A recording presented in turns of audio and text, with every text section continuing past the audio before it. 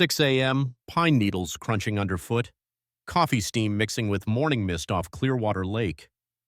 I'm savoring the silence at my family's cabin dock, the same spot where my great-grandfather taught me to fish 40 years ago. Then it happens. Slam, slam, slam. Get out! You're trespassing on private property! This woman storms around my cabin like she owns the place, bleach blonde hair, designer tracksuit, waving a leather binder like it's a weapon. Two security guards flank her, hands on their belts. Ma'am, this is my family's. Shut up! I don't care what lies you're telling. Her voice could shatter glass. I'm the HOA president, and I'm calling 911 right now. She whips out her phone, fingers flying. Yes, police? I need officers immediately for a dangerous trespasser who won't leave. Here's what she didn't know. I didn't just own this little cabin. I owned her entire world. What would you do if some HOA Karen tried to steal your family legacy? Drop a if you've survived HOA hell and tell me where you're watching from. Let me back up and tell you how this war started. My name's Garrett Blackwood, and 6 months ago I was just another divorced electrician trying to piece his life back together. When my cheating ex-wife took half my assets, this family cabin became my lifeline. The place sits on 50 pristine acres where Clearwater Lake meets virgin Montana pine forest. Built by my great-grandfather Ezra in 1923, every board hand-cut from trees he felled himself. Step onto that weathered front porch and you'll hear the symphony that's kept me sane. Pine needles whispering in the wind, lake water lapping against ancient stones, and the haunting call of loons that sounds like nature's own therapy session. The morning air carries scents that money can't buy. Wood smoke from the stone chimney, pine sap warming in the sun, and that clean metallic smell of lake water so pure you can drink it straight. When your boots crunch through decades of fallen needles, you're walking the same path my great-grandfather carved a century ago. But paradise has a snake, and her name is Delilah Thornbridge. Picture every California HOA horror story rolled into one perfectly manicured nightmare. Delilah moved here 5 years ago when developers built Clearwater Estates, a suburban cancer of beige McMansions that looks like a dentist office exploded. She drives a spotless white BMW that's never seen mud, speaks in that condescending tone that screams, "I know better than you," and treats longtime locals like we're her personal maintenance staff. 3 weeks ago, she got herself elected HOA president. That's when she declared war on my family. It started with what she called a courtesy visit. Nothing courteous about it. She marched up my driveway in designer workout gear, flanked by 2 other HOA board members, carrying a leather portfolio like she was serving a federal warrant. Mr. Blackwood, her voice could freeze hell. I'm Delilah Thornbridge, president of Clearwater Estates HOA. We need to discuss your situation. She gestured at my property like she was pointing out a dead animal. This rustic aesthetic is severely impacting our community's property values. That unpainted dock, this outdated structure, your vehicle collection. My vehicle collection was one 15-year-old Chevy pickup that ran like a dream. Ma'am, I don't believe my property is part of your HOA. Her smile turned arctic. Oh, but it is now. The county recently expanded our jurisdiction to include all lakefront properties. She thrust a manila envelope at me. Cease and desist notice, $5,000 in immediate compliance fees plus mandatory aesthetic improvements. You have 72 hours. The papers looked official, lots of legal language, stamps, signatures, but something stank worse than month-old fish bait. And if I refuse? Then we'll take legal action to have you removed. She leaned closer and her cloying perfume clashed with the honest pine scent like poison in paradise. This community has standards now, Mr. Blackwood. We can't have people like you dragging down our investment. People like me. The way she said it, with that slight pause and narrowed eyes, told me everything I needed to know. This wasn't about property values.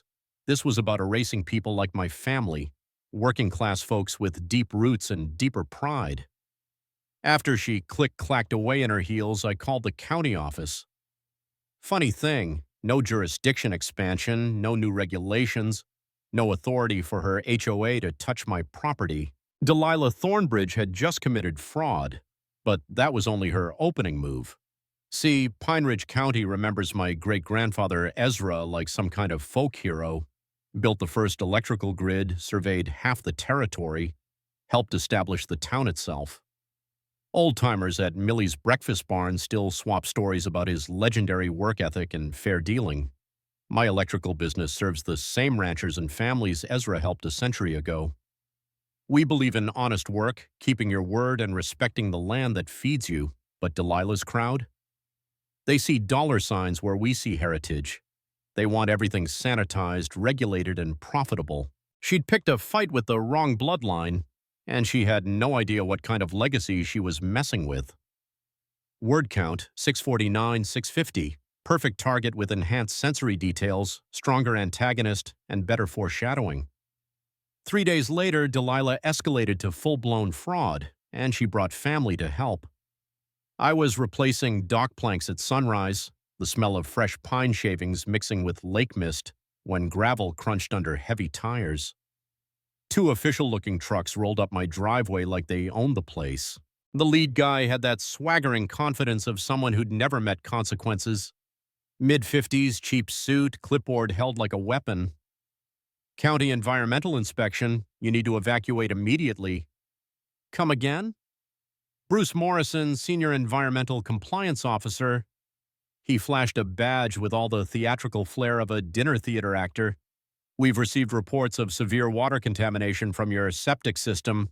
State health emergency protocols require immediate evacuation. Behind him, Delilah stood with her arms crossed, wearing a smile that could curdle milk. She'd traded her yoga outfit for a business suit, apparently dressing for the occasion of ruining my life. "This is insane," I said. "My septic was inspected 2 years ago, perfect condition." "That was before the new EPA emergency regulations," Bruce shot back, already taking pictures of my wellhead. "We're talking potential E. coli contamination, phosphate runoff, groundwater poisoning. You could be looking at federal environmental crimes here, buddy." Here's where it gets good. And here's a knowledge nugget for anyone dealing with fake officials. Real government inspectors always provide written notice 48 to 72 hours in advance, plus a specific regulatory code citation. Bruce had neither. They started documenting everything with the enthusiasm of tourists at Yellowstone. Bruce muttered official-sounding gibberish into his voice recorder. Observed non-compliant drainage infrastructure, potential Class B biological hazard, recommend immediate remediation protocols. Translation: he was making it up as he went along. "I want to see your credentials and the specific regulation you're citing." Bruce handed me a laminated ID that looked legitimate enough. Photo, holographic seal, official county logo. Environmental Compliance Division, established under Montana State Code 75-5-12Z01. You can look it up. Oh, I would. But first they slapped bright orange condemned hazardous contamination signs across my front door like they were decorating for Halloween. "You've got 48 hours to vacate," Delilah announced with barely contained glee. "For public safety, of course." After they left, I drove straight to the county courthouse, where Clerk Janet Patterson, who's worked there since the Carter administration, looked at me like I'd grown a second head. "Bruce Morrison, honey, I've processed every county hire for 20 years. We don't have anyone by that name." She pulled up the employee database. "And we haven't done environmental inspections since the state took over that function in 2019. Game over, Delilah. A quick internet search revealed the beautiful truth. Bruce Morrison of Phoenix, Arizona, 3 DUI convictions, currently on probation for insurance fraud, and here's the kicker, emergency contact listed as Delilah Morrison Thornbridge, her maiden name. She'd flown in her criminal brother-in-law to play government inspector. The woman had committed federal impersonation of a public official, which carries up to 3 years in prison. Not exactly the smartest move for someone trying to maintain suburban respectability. But wait, it gets better. Bruce's LinkedIn profile claimed he was a freelance environmental consultation specialist. His work history: carpet sales, used car lot manager, and something called lifestyle coaching. The only thing he knew about septic systems was how to spell septic. I documented everything: screenshots of his criminal record, photos of the fake inspection, county office statements confirming no legitimate inspection existed. Then I headed to Millie's breakfast barn for some strategic intelligence gathering. Millie's is where Pine Ridge County's real business happens, over coffee strong enough to strip paint and bacon that sizzles like truth being born. The morning crowd was buzzing with righteous indignation. "Environmental inspection, my rear end," growled Ralph Hendricks, attacking a stack of pancakes while wearing a John Deere cap older than my truck. That woman's got more schemes than a carnival barker. Turns out Bruce had been busy. The Kowalski Ranch got cited for excessive agricultural aromatics. They've raised cattle here since 1953. Mrs. Patterson received a violation for non-conforming agricultural aesthetics because she grows vegetables instead of ornamental shrubs. She tried to condemn my shop dog, Pete from the hardware store added, fork suspended mid-bite. Said Ranger was a biological hazard. Hell, that dog's cleaner than most politicians. The pattern was clear: systematic intimidation using fake authority. But Delilah had made one fatal error. She'd declared war on a family with deep roots and deeper patience. That evening, I called Harvey Grimm, our family lawyer since the Eisenhower administration. Harvey's voice sounds like gravel in a cement mixer, but his mind's sharp as a fresh-honed blade. "Harassment aside, Garrett, we need to talk about your great-grandfather's estate. I've been reviewing some old files, and there's more to your inheritance than we originally documented." "What kind of more?" His chuckle carried the weight of decades. "Son, exactly how much land do you think your family actually owns?" Harvey's mysterious question about my land ownership got shelved real quick when Delilah decided to destroy my reputation faster than a tornado through a trailer park. Her weapon of choice? The Clearwater Community Church. Prayer and Care Circle, which sounds holy but functions more like a gossip distribution network with tax-exempt status. "I'm deeply troubled about that disturbed man living alone by our lake," Delilah confided to the Wednesday morning coffee fellowship, her voice dripping with fake Christian concern. "He's been making violent threats, following women to their cars. I fear for our children's safety." The rumors spread through Pine Ridge County like wildfire in August drought. At Morrison's grocery, I caught cashier Janet Crowley whispering to customers that I'd threatened to hurt people for enforcing community standards. The checkout line suddenly got very quiet when I approached with my basket of bachelor staples, frozen dinners, and beer. By Thursday, 3 HOA board members had filed formal complaints with the sheriff, claiming I'd been stalking them with menacing behavior and displaying dangerous antisocial tendencies. Sheriff's Deputy Mike Torres showed up at my cabin that morning, his patrol car crunching over gravel still damp with dew. Mike's a local boy who went to school with my cousin Danny, and his expression told me he'd rather be anywhere else. "Garrett, I gotta ask, you been threatening anybody lately?" He accepted my offered coffee gratefully, the steam rising between us like an apology for this whole mess. "Mike, the only thing I've threatened lately is my coffee maker when it wouldn't start yesterday." He chuckled but flipped open his notepad anyway. "Look, I know this is horseshit, but I've got 3 separate complaints. One claims you followed Delilah to her car in a menacing manner Tuesday afternoon. Tuesday afternoon, I was elbow deep in the Hendricks electrical panel, rewiring their barn. Ralph can verify that. So can his prize bull. He watched the whole show and seemed impressed. Mike was scribbling notes when I noticed movement near my wellhead. Someone in dark clothing crouched behind my storage shed like a suburban commando. "Mike, don't look obvious, but we've got company by my water well." He casually shifted position and spotted her immediately. Delilah Thornbridge, dressed head to toe, in black athletic wear, placing bright yellow warning signs around my pristine well like she was marking a crime scene. "Ma'am," Mike's voice carried that special cop authority reserved for catching someone red-handed. "What exactly are you doing on private property?" Delilah froze like a raccoon in headlights, then tried to play innocent. "Oh, officer, I was just inspecting for potential environmental hazards as a concerned neighbor." "With your own custom signage?" She'd brought a whole arsenal of professionally printed signs: toxic water source, contaminated well, do not drink, and health hazard, notify authorities. The woman had literally ordered custom harassment supplies.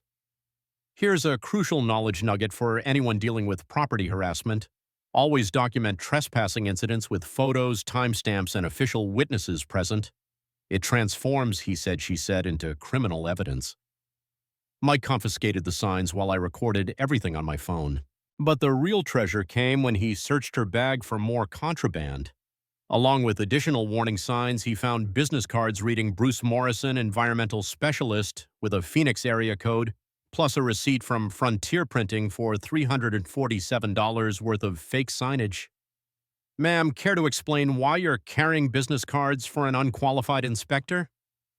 Delilah's face cycled through more colors than a sunset over the lake. Those aren't. I was holding them for a friend. Right. And the trespassing? This isn't trespassing. This whole area should be public land anyway. It's ridiculous that one person owns this much prime lakefront when the entire community could benefit. And there it was, the real motive laid bare like a poker player showing their cards too early. Delilah wasn't just harassing me for kicks. She was softening me up for a land grab, probably with her city council boyfriend Rex pulling strings behind the scenes. One person shouldn't control access to natural resources that belong to everyone, she continued, apparently deciding full confession was her best strategy. Mike raised an eyebrow that could have won awards. Ma'am, that's not how property ownership works in America. After Mike escorted Delilah off my property, not arrested unfortunately, but officially warned, I speed-dialed Harvey with newfound urgency. Harvey, I need to know everything about my great-grandfather's property boundaries. Delilah just made it crystal clear she thinks I'm squatting on public land. Son, that's exactly what I've been trying to discuss with you.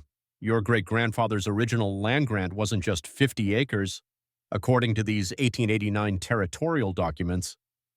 Harvey, 1889 was before statehood. What kind of documents? The kind that change everything, Garrett.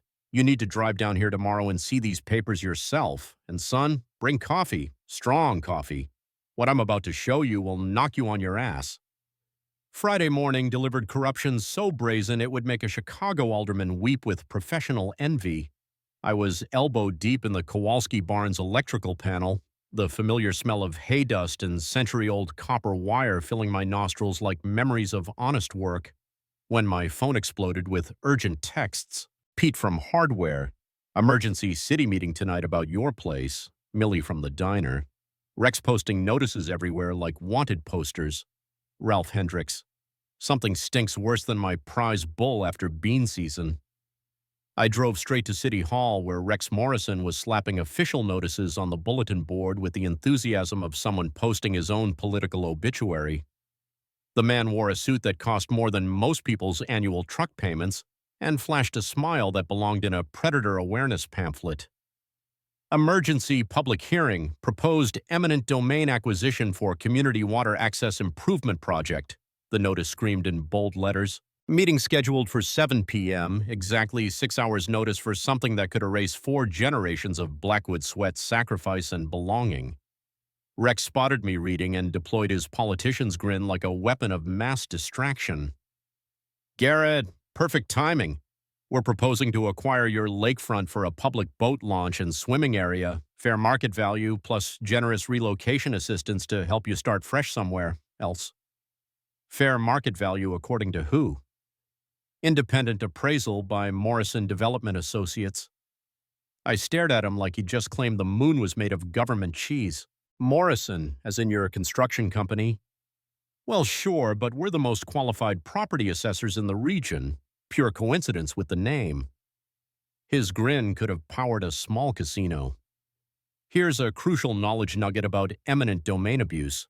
Public entities must prove legitimate public benefit and guarantee no private development will profit from the seizure. Always demand to see actual development plans and financing sources. Corruption hides in the details.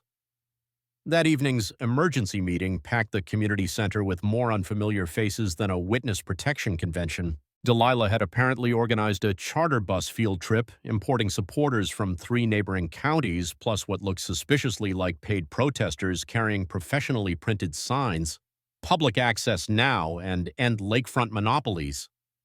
Rex opened with a PowerPoint presentation that would have impressed a Fortune 500 boardroom.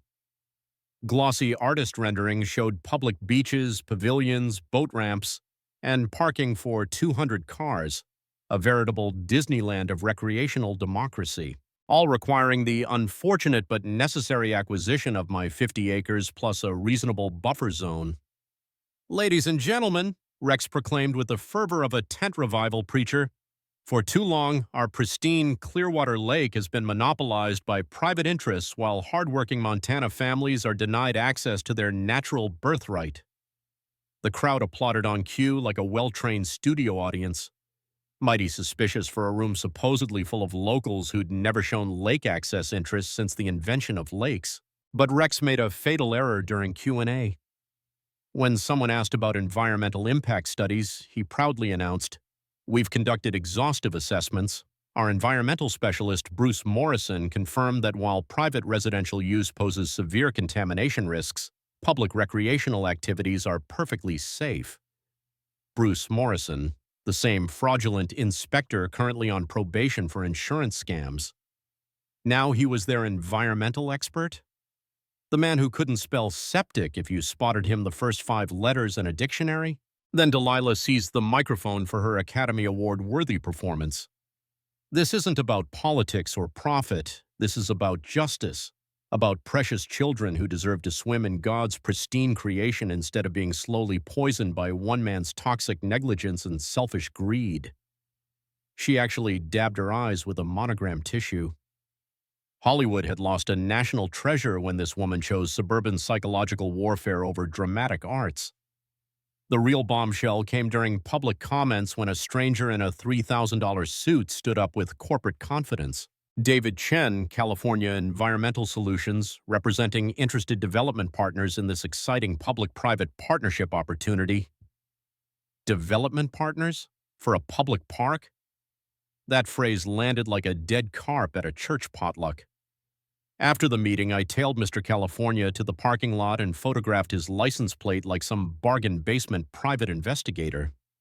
A quick internet search revealed Morrison Development Associates had recently formed a strategic partnership with Pacific Lakefront Properties, a California outfit specializing in luxury waterfront resort communities and exclusive recreational developments.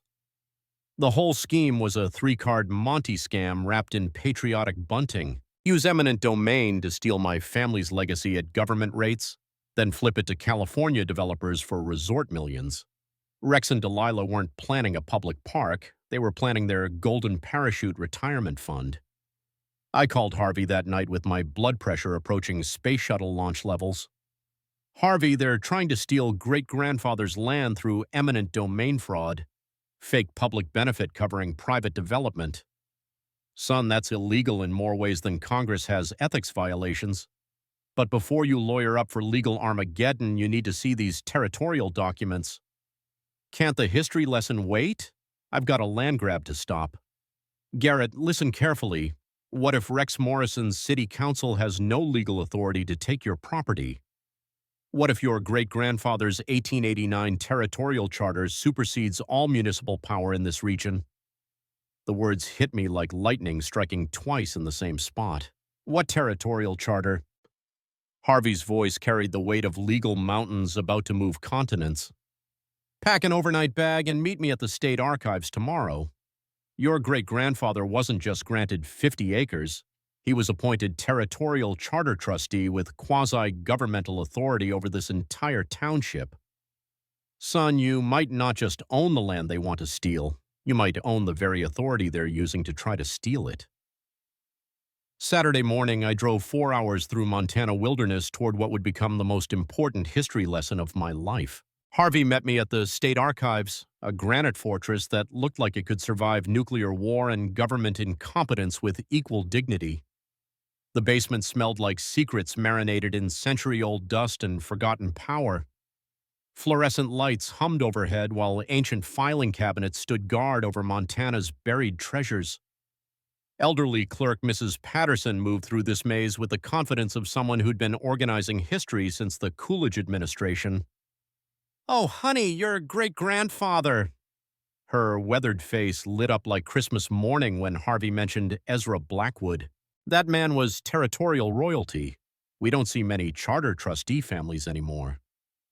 She led us to a private research room where Harvey spread documents across the table like he was dealing cards in the world's most expensive poker game. The papers looked older than Moses, written in careful copperplate script, bearing territorial seals that predated Montana statehood. "Garrett, feast your eyes on this." Harvey's finger traced faded ink with the reverence of someone touching the Constitution. "Original territorial land grant, September 15th, 1889. Your great-grandfather didn't receive 50 acres. He received 12,000. The number hit me like a freight train carrying mathematics.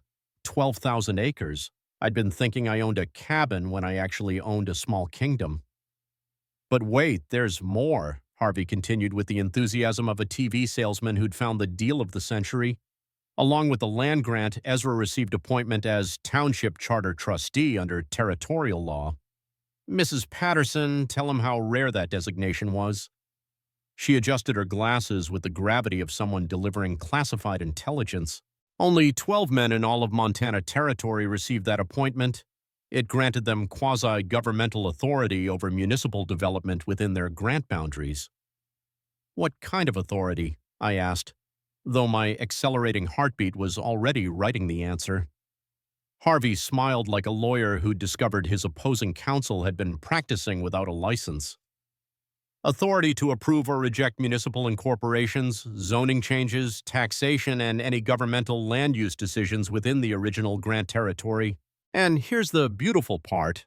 When Montana became a state in 1890, these territorial privileges were grandfathered in unless explicitly revoked by legislative action." "Please tell me they were revoked." "Son, that's the million-dollar question I've been researching." Harvey produced another document with theatrical flair. According to state constitutional records, charter trustee authorities were never formally transferred to state control. They just got overlooked. Mrs. Patterson leaned closer, lowering her voice like she was sharing nuclear launch codes. "Territorial to statehood transitions created legal gaps you could drive cattle herds through. Some old rights just vanished into bureaucratic limbo and stayed there." Harvey unfolded a map that made my world suddenly much, much larger. The original grant boundaries stretched from Clearwater Lake to the county highway, encompassing the entire town of Pine Ridge, Delilah's precious HOA kingdom, Rex's construction empire, and every square inch of territory they thought they ruled. The magnitude crashed over me like a tsunami of inherited responsibility. "You're saying every municipal decision affecting this land requires my family's approval?" "Has required it for 134 years, Harvey confirmed. "The HOA operates illegally on grant territory. Rex's city council votes are void without charter trustee consent. Their eminent domain scheme isn't just unethical, it's legally impossible. Here's the crucial legal nugget. Territorial rights often survive statehood transitions, especially in western states where federal land grants preceded municipal authority. Always research complete property genealogy before assuming modern regulations apply." I thought about great-grandfather Ezra quietly carrying this enormous power for decades, never once wielding it for personal gain. The weight of inherited authority settled on my shoulders like a crown I'd never wanted but always been destined to wear. "Harvey, what the hell do I do with this?" His grin could have powered the entire city of Helena. "Son, you inform Rex Morrison and Delilah Thornbridge that they've been playing government on your family's land without permission, and then you decide what kind of leader you want to be." Sunday night, my cabin transformed into a war room that would have made Pentagon strategists weep with professional envy. Harvey arrived with reinforcements: Professor Miranda Walsh from University of Montana Law School, a constitutional expert who could recite territorial statutes in her sleep, and Dorothy Pine, the local historical society's walking Wikipedia with sensible shoes. We commandeered great-grandfather's hand-carved oak dining table. spreading legal documents like generals planning D-Day. The rich aroma of industrial-strength coffee mingled with old leather and century-old parchment, while kerosene lamp light flickered across papers that could rewrite Pine Ridge County's entire power structure. Outside, loons called across the lake like nature's own town criers announcing the changing of the guard. Phase 1, Harvey announced, adjusting reading glasses older than some small nations. Document every illegal activity currently occurring on grant territory. We need a case so airtight it could survive underwater. Professor Walsh, a razor-sharp woman who looked like she could argue constitutional law while doing crossword puzzles, spread out a modern county map like a battlefield commander. Every business license Rex's company received, every HOA violation Delilah issued, every municipal permit granted within these boundaries, all legally void without charter trustee approval. Dorothy had brought a magnifying glass that belonged in a Sherlock Holmes movie and the enthusiasm of someone who'd finally discovered Atlantis in her backyard. I've traced every property transaction since 1889. Garrett, your family technically holds mineral rights, water rights, and governmental easement authorities for half the county. It's like inheriting a small government nobody told you about. Here's crucial knowledge about inherited property rights. Original Western land grants often included bundles of rights that modern owners don't realize they possess: mineral, water, timber, and even governmental authorities. Always research complete historical documentation, not just current deeds. Phase 2, I said, scribbling notes like a student cramming for finals, ironclad legal documentation, zero wiggle room for Rex's lawyers to slither through loopholes. Professor Walsh was already mentally 3 chess moves ahead.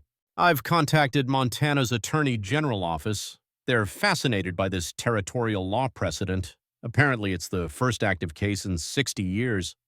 Federal territorial rights verification is mostly bureaucratic paperwork, but it makes challenges impossible. Harvey chuckled like someone who'd been saving his best joke for decades. I've also prepared cease and desist orders for every unauthorized activity on grant land. Rex's construction company alone has committed approximately 50 territorial violations in 2 years. That's enough legal violations to keep prosecutors busy until the next ice age.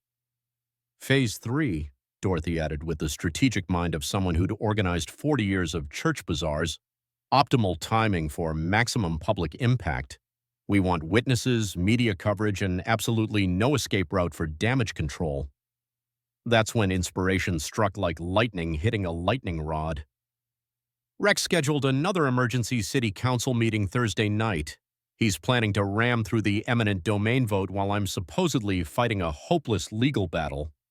Perfect, Professor Walsh said, her smile sharp enough to perform surgery. Let them dig their hole deeper. Every additional illegal action strengthens our case exponentially. We worked until midnight, organizing evidence like prosecutors preparing for the trial of the century. Harvey handled constitutional framework, Professor Walsh prepared federal documentation, and Dorothy created a historical presentation worthy of the National Archives. My job was the trickiest, convincing everyone I was beaten while secretly orchestrating their downfall.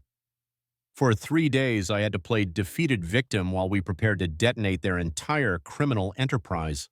Monday morning, I resumed normal electrical work, installing outlets in Pete's hardware store while Pine Ridge County's gossip network hummed with anticipation of my Thursday night execution. "Real sorry about your place, Garrett," Mrs. Henderson sympathized while buying chicken wire. "That eminent domain business sounds pretty final." I channeled my inner actor, shoulders slumped, voice hollow with manufactured defeat. Guess working folks can't fight City Hall and California development money.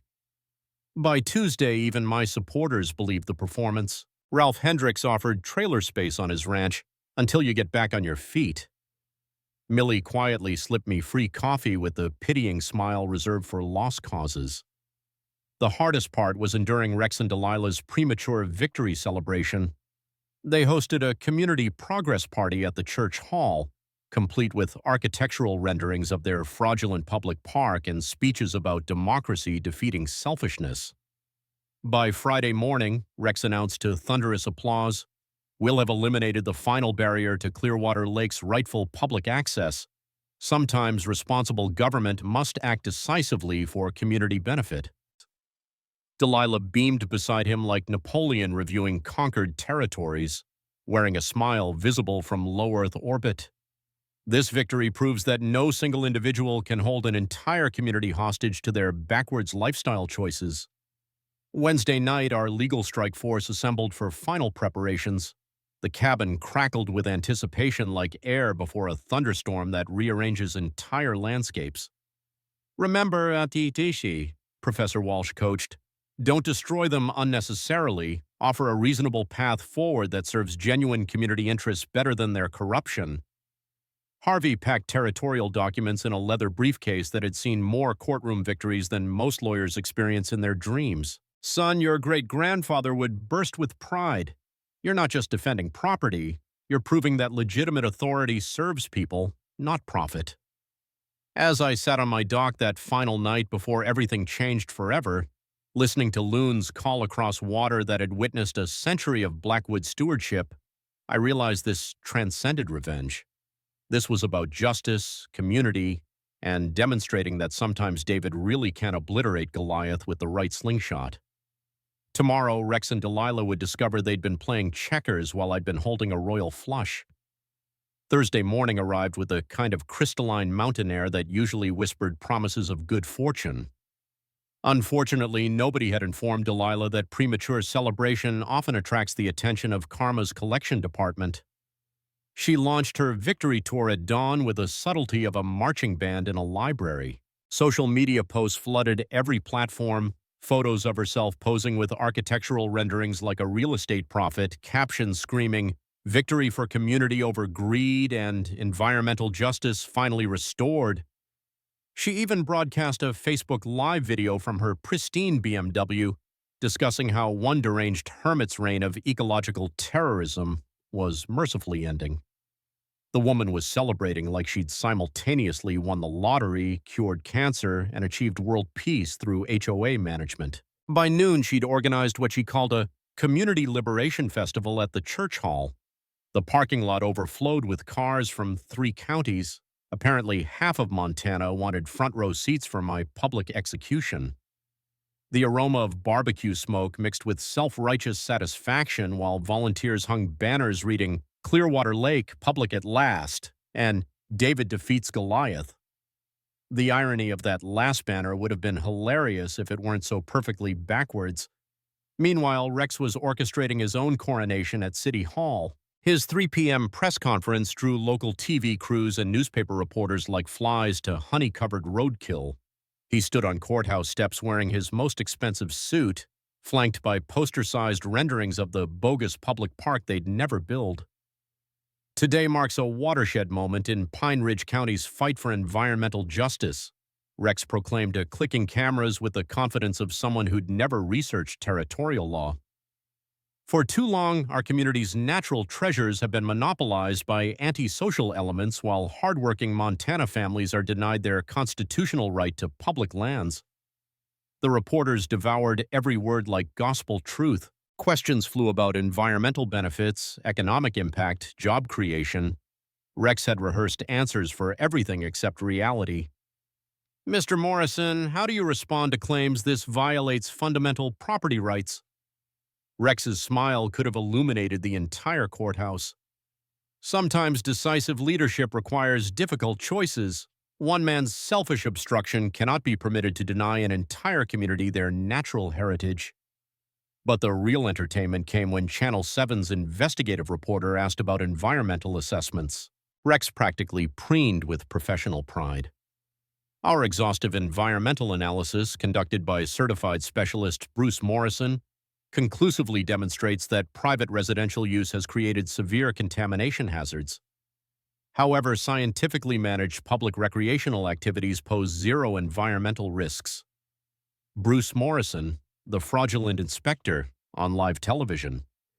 Rex was committing federal crimes with the enthusiasm of someone auditioning for a documentary about white-collar stupidity. Here's where things got interesting, and where I discovered Rex's fatal overconfidence. During the press conference, he announced that demolition would begin immediately following tonight's legal formalities. Bulldozers were already contracted, crews scheduled for Friday morning, even a disposal company hired to haul away my family's century-old legacy. Knowledge nugget about property seizure. Legitimate eminent domain requires 30, 60-day notice periods and multiple legal reviews. When government rushes demolition, it usually signals fraudulent motives. That afternoon, I maintained my defeated charade while secretly recording every incriminating statement. Pete's hardware store had become the unofficial Garrett Memorial Society, with locals offering condolences like I'd already died. "Terrible shame about tonight," murmured Mrs. Patterson, buying fertilizer with funeral solemnity. "Feels like honest folks just can't catch a break anymore." "Well, sometimes you gotta know when you're beat," I replied, channeling my inner tragic hero. "Can't fight progress and California money forever." The delicious climax of Delilah's hubris tour came around 5 p.m. when she conducted a victory lap through downtown Pine Ridge. Her BMW cruised Main Street like a conquest parade, windows down, waving at anyone desperate enough for her attention. She stopped at Millie's Diner for what could only be described as a public gloating session. Through the window, I watched her order coffee she wouldn't drink while broadcasting her plans for a community standards enhancement. "Once we establish proper lakefront management," she announced to the captive coffee audience, "we can address other substandard properties that diminish our collective property values."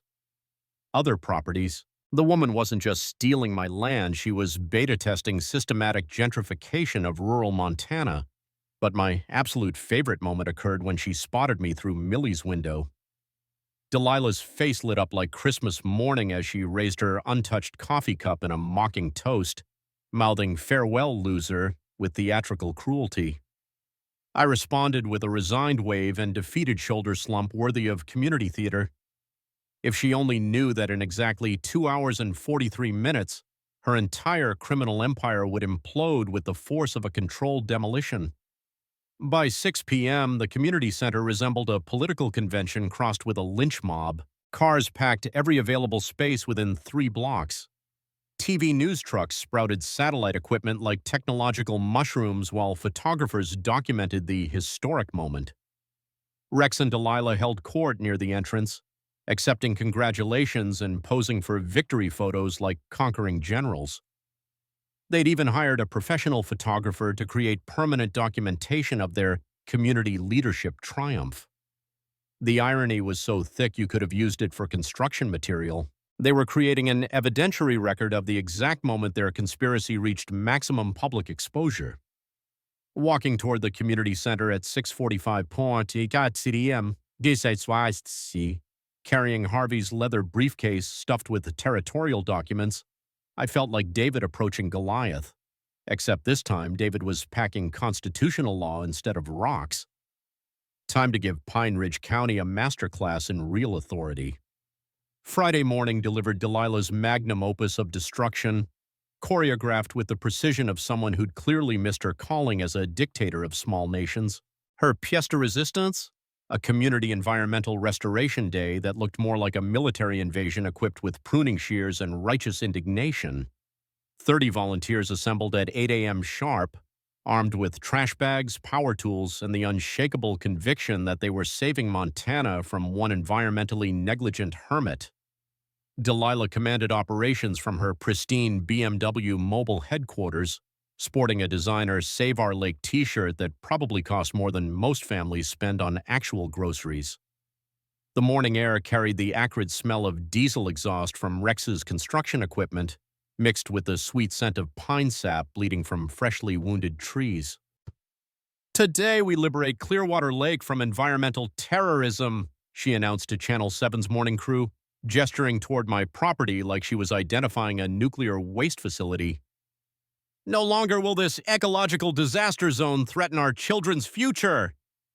Rex's bulldozer operator was already murdering century-old pines along my property line, claiming they posed imminent safety hazards to volunteer personnel. His chainsaw shrieked through trees that had witnessed 4 generations of Blackwood children learning to fish, hunt, and respect the land that sustained them. Here's where their plan revealed full criminal mastermind status. They weren't just harassing me anymore, they were physically destroying my family's legacy before tonight's legal proceedings were even complete. Bold strategy, considering it constituted about 17 different felonies. I speed-dialed Sheriff Torres with the calm confidence of someone holding royal flush cards. Mike, they're committing criminal trespass and destruction of property on live television. Garrett, Rex claims they have emergency environmental authority from state agencies. Mike, there is no emergency environmental authority. They're basically live streaming evidence for federal prosecutors. But here's the beautiful part. While Rex's crew was busy filming their own criminal conspiracy, my legal team was activating the nuclear option. Professor Walsh called from Helena with news that made Christmas morning look like a disappointment. Garrett, Montana Attorney General's office has officially verified your territorial charter authority. Federal recognition is complete. You now possess governmental authority equivalent to a municipal mayor within grant boundaries. Harvey arrived by noon carrying cease and desist orders with enough legal firepower to level their entire operation, but we made the strategic decision to let them continue their self-destruction. Son, they're manufacturing evidence faster than a Hollywood special effects studio, Harvey chuckled, watching Rex's bulldozer through my kitchen window. Criminal trespass, destruction of property, conspiracy, fraud, it's like watching criminals teach a masterclass in stupidity. The afternoon brought corruption so brazen it deserved its own reality TV show. Rex held an impromptu press conference directly on my property, standing beside stumps of freshly murdered trees, announcing his company's generous community service donation. Morrison Development Associates proudly volunteers our equipment and expertise for this critical environmental restoration, he declared to rolling cameras with the sincerity of a used car salesman promising reliable transportation. Sometimes private enterprise must lead when government resources prove inadequate. Private enterprise. The man was using property destruction as a marketing opportunity while committing federal crimes. You couldn't write fiction this ridiculous. But the real entertainment value peaked when a reporter asked about property ownership legalities during active destruction. Rex's response demonstrated either breathtaking ignorance or criminal overconfidence. Technically, this remains private property until tonight's eminent domain formalization. However, given the obvious environmental emergency and clear public safety hazards, immediate action was necessary to protect community welfare from further contamination. Environmental emergency. The man was describing pine trees and clean lake water like they were leaking nuclear reactors. Meanwhile, Delilah conducted guided tours through my allegedly contaminated property like some twisted nature documentarian. She pointed to my perfectly functioning septic system as evidence of catastrophic groundwater poisoning, my fishing tackle collection as hazardous waste accumulation, and my seasoned firewood stack as fire safety violations threatening the entire county. You can literally smell the environmental degradation, she informed Channel 7's reporter, wrinkling her nose at the clean pine scent that had attracted people to Montana for over a century. This level of ecological negligence simply cannot continue in any civilized community. The woman was demonizing the smell of pine forests as toxic contamination. If environmental science were a religion, she'd be excommunicated for heresy. By 4 p.m., they'd demolished my dock, executed 6 majestic trees, and hauled away what they classified as environmental hazards, including my grandfather's hand-built fishing shelter and a stone fire ring that had warmed 4 generations of family gatherings. I documented every criminal act from my cabin windows with the patience of someone who knew the legal avalanche was already thundering downhill toward their destruction. The exquisite irony, every news crew they'd summoned to document their community triumph was actually creating prosecutorial evidence against them. Rex and Delilah had essentially live-streamed their own federal conspiracy charges. As evening shadows lengthened and the community center filled with spectators hungry for my public execution, I sat on what remained of my dock, watching sunset paint the lake in colors that had inspired 4 generations of Blackwood dreams. In 90 minutes, Rex and Delilah would discover they hadn't just committed crimes against one working-class electrician. They'd committed crimes against the Territorial Charter Authority of Pine Ridge County. Time to demonstrate what real governmental power looked like when it served justice instead of greed. 7 p.m. sharp, Pine Ridge Community Center thrummed with the electric anticipation of a Roman Colosseum moments before lions met Christians. Every seat groaned under capacity, people packed the walls like sardines in designer clothing, and the air crackled with conversations that died mid-syllable. When I walked through doors that suddenly felt like courthouse entrances, the smell of nervous sweat mixed with Rex's expensive cologne and Delilah's suffocating perfume, while camera lights heated the room beyond comfortable. Rex and Delilah commanded the front table like conquering monarchs displaying spoils of deer. Stacks of fraudulent documents and glossy renderings of their imaginary public parks spread before them like royal proclamations. Local TV crews aimed cameras with the intensity of snipers, while newspaper reporters clutched pens like weapons, ready to document what everyone believed would be my public execution. Mayor Patterson's gavel cracked like a judge's death sentence. Tonight we address the eminent domain acquisition of Blackwood lakefront property for community recreational use. Rex rose with the theatrical grace of someone accepting a Lifetime Achievement Award, adjusting his silk tie with fingers that had never known honest calluses. Ladies and gentlemen, tonight we make history. After extensive legal proceedings, Pine Ridge County finally liberates Clearwater Lake for all citizens.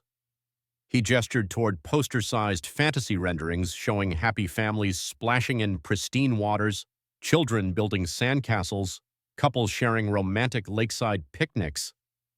No longer will our community's crown jewel be hoarded by one individual's antiquated selfishness. The audience erupted in applause that sounded like thunder rolling across mountains. Cameras captured every moment of what appeared to be democracy triumphant over tyranny. Environmental assessments confirm immediate public health benefits, Rex continued with the authority of someone quoting divine revelation. Our certified environmental specialist, Bruce Morrison, documented severe contamination hazards from private residential abuse that pose zero threat to scientifically managed recreational activities. Bruce Morrison, on public record, before rolling cameras. Rex was committing federal fraud with the confidence of someone who'd never met Karma's collection department. Delilah seized the microphone like she was accepting an Oscar for Best Dramatic Performance. This transcends property disputes or governmental authority, she declared, her voice quavering with manufactured emotion. This is about precious children, about hard-working families, about rescuing God's creation from one man's criminal environmental negligence. She dabbed her eyes with what looked like a monogrammed tissue while speaking about innocent families cruelly denied access to natural paradise by unconscionable greed. The woman deserved Emmy nominations for this theatrical masterpiece. Tomorrow morning, professional restoration teams begin repairing decades of ecological devastation.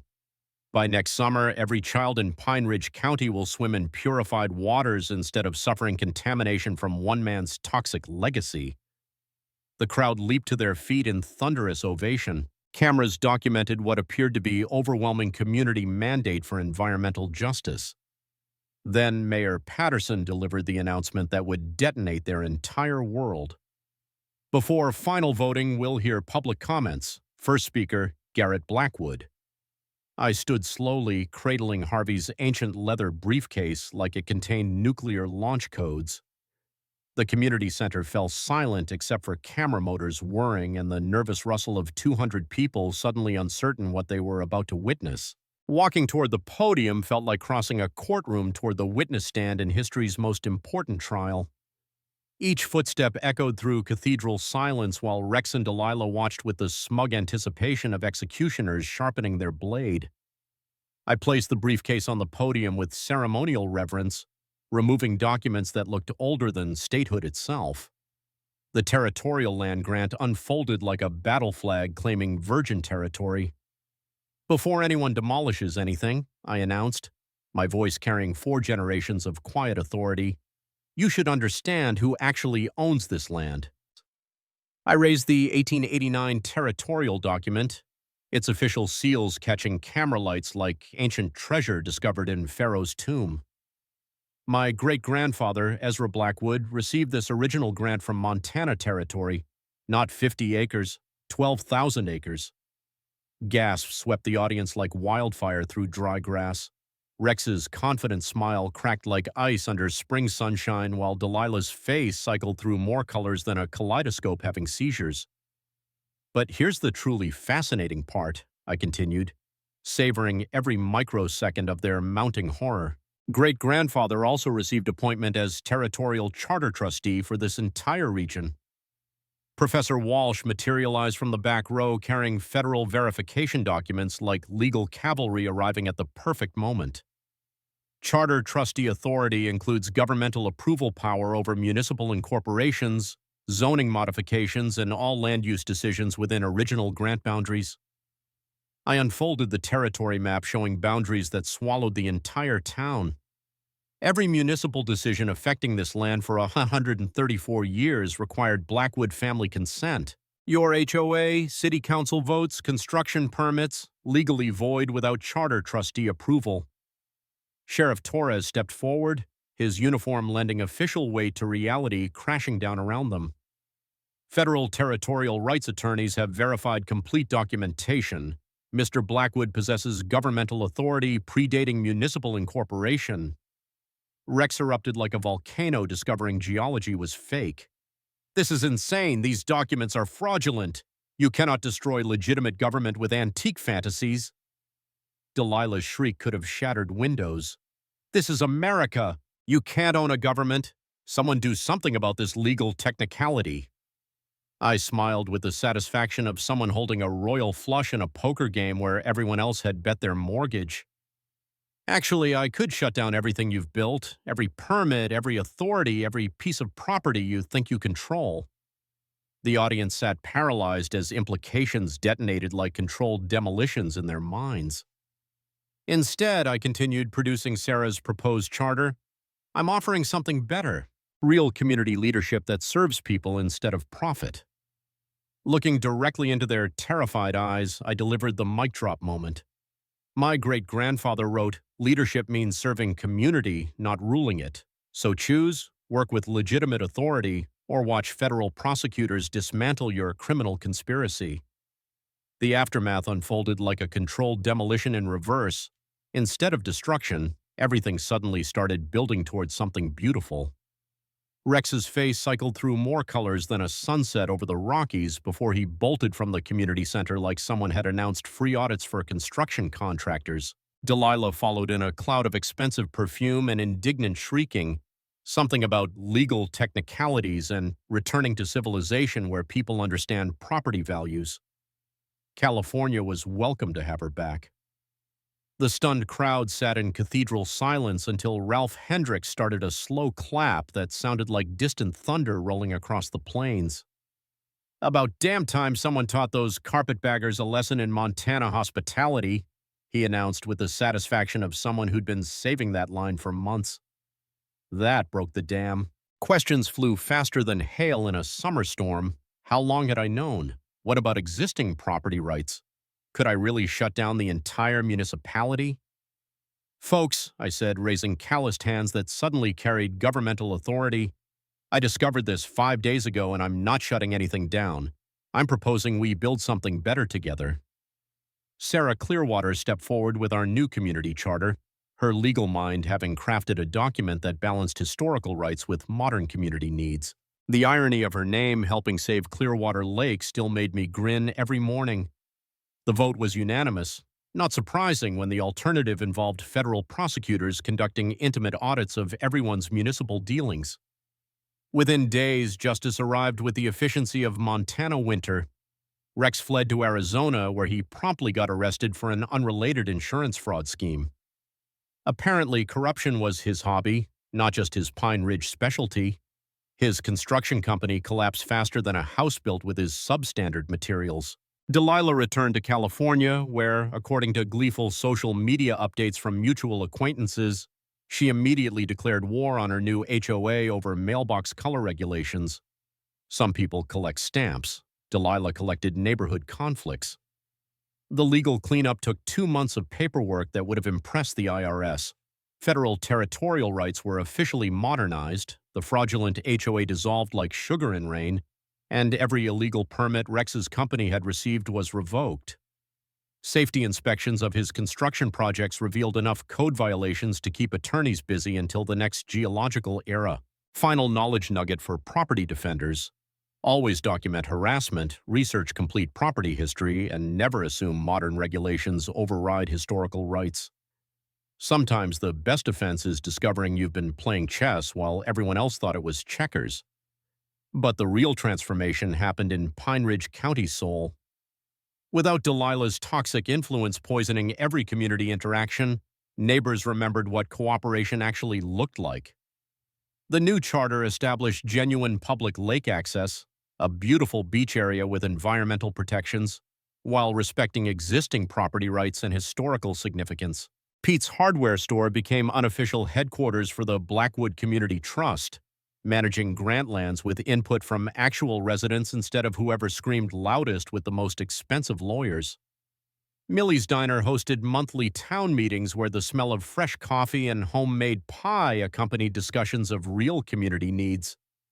6 months later, great-grandfather's cabin felt different, not just like a refuge anymore, but like the heart of something larger and more meaningful. The weight of inherited responsibility had settled into comfortable rhythm, like wearing work boots that finally fit right. Sarah and I were officially dating, proving that constitutional law could be surprisingly romantic when it served justice instead of corruption.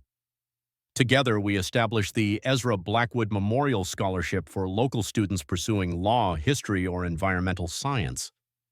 The first recipient was Ralph's granddaughter, Emma, who wanted to become a civil rights attorney and fight for people like Grandpa's neighbor, Garrett.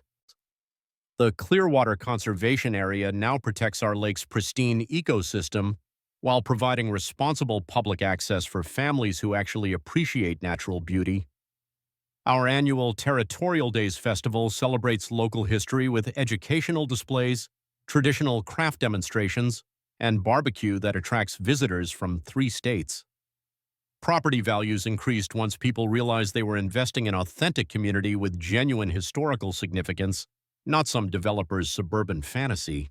New families moving here came seeking values and belonging, not California-style regulation and gentrification.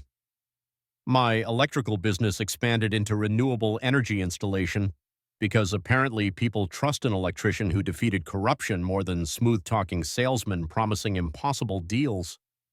Every morning, I still sit on my rebuilt dock, coffee steaming in mountain air that tastes like freedom, watching sunrise paint Clearwater Lake in colors unchanged since great-grandfather's time. Now children's laughter from the public beach mixes with loon calls, and somehow both sounds belong to the same symphony. If you've survived HOA nightmares or battled corrupt local officials, share your story in the comments. What would you have done in my boots?